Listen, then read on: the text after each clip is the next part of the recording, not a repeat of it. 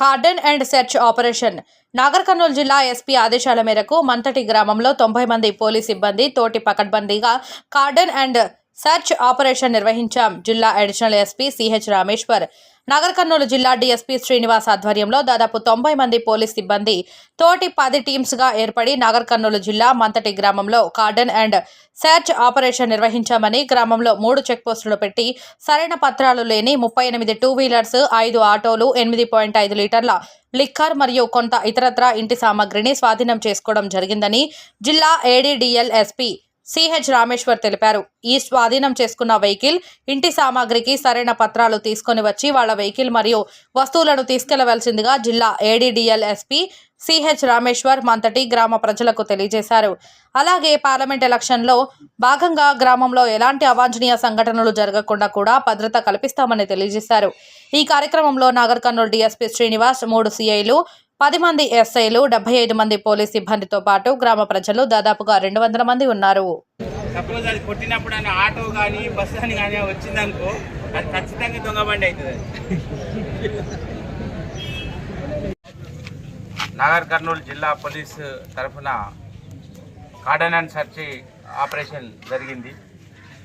ఈ cordon and search అని అంటే ప్రజల భద్రత దృష్టిలో ఏమైనా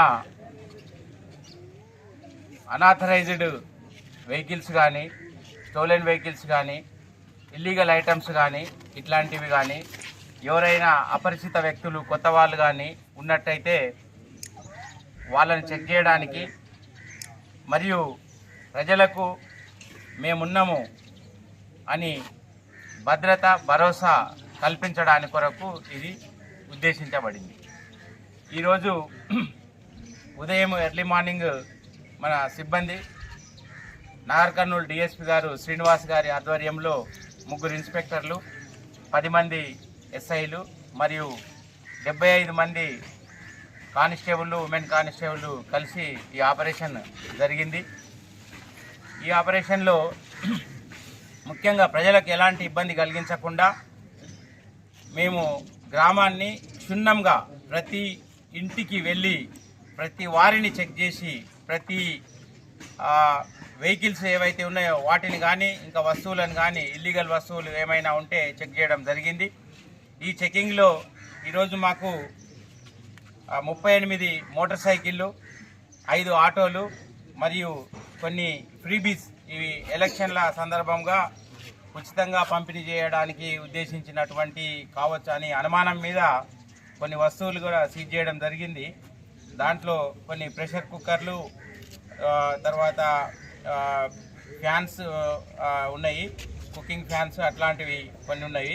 వాటిని చెక్ చేయడం జరుగుతుంది. వాస్తవంగా అవి ఫ్రీబీసా, ఉచితాలు పంపిణీ చేయడానికి తీసుకొచ్చినాయా లేకపోతే ఇంకా వేరే విధంగా అనేది చెక్ చేయడం జరుగుతుంది. ఇదే సందర్భంగా ఒక బెల్ట్ షాప్ కూడా రైడ్ చేయడం జరిగింది. దాంట్లో కొంత లిక్కర్ కూడా, పరిమితికి మించిన లిక్కర్ కూడా సీజ్ చేయడం జరిగింది.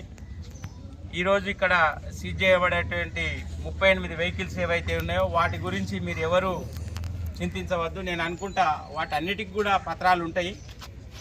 వాటిని ఇప్పుడు ఇక్కడనే చూపించి మీరు తీసుకోవచ్చు. ఈవెన్ మీకు ఆర్సీ చేతిలో లేకుంటే ఎంవాలెట్ అనే అప్లికేషన్లో చూపించినా కూడా ఇక్కడనే రిటర్న్ చేస్తాము. ఇన్సూరెన్స్ ఉందా అవేం అడగము, కానీ ఆర్సీ ఓనర్షిప్, బండి ఎవరిది అనే ఒక ఐడెంటిటీ మాకు చూపించి బండి తీసుకోవచ్చు. దాని గురించి ఏమి ఇబ్బంది ఉండదు. మిమ్మల్ని ఇబ్బంది పెట్టడం అయితే మా ఉద్దేశం కాదు. మేము చట్టపరంగా ప్రజలకు భద్రత కల్పించడము మరియు ఇట్లా ఇల్లీగల్గా ఏమైనా ఉంటే వాటిని పట్టుకోవడము అనేదే దీని ముఖ్య ఉద్దేశం. ఒకవేళ ఇప్పుడు ఆ బండ్లకు సంబంధించిన ఐడెంటిటీ ఏమైనా చూపించకపోతే వాటిని పిఎస్కి తీసుకుపోతాం మేము. అక్కడికి పోయినాక కూడా రేపు కానీ ఎల్లుండి కానీ వచ్చి కూడా మీ డాక్యుమెంట్ పత్రాలు చూపించి బండి తీసుకుపోవచ్చు. అది చివరికి ఎవరైనా ఎలాంటి పత్రాలు లేని డాక్యుమెంట్ ఏదైనా ఉంటే మాత్రము చట్టపరంగా దాన్ని సీజ్ చేయడం జరుగుతుంది. ఇక్కడ ఎవరికి అసౌకర్యం కల్పించలేదని నేను అనుకుంటున్నాను. ఇంత పకడ్బందీగా గ్రామాన్ని 10 టీములుగా తయారు చేసి 3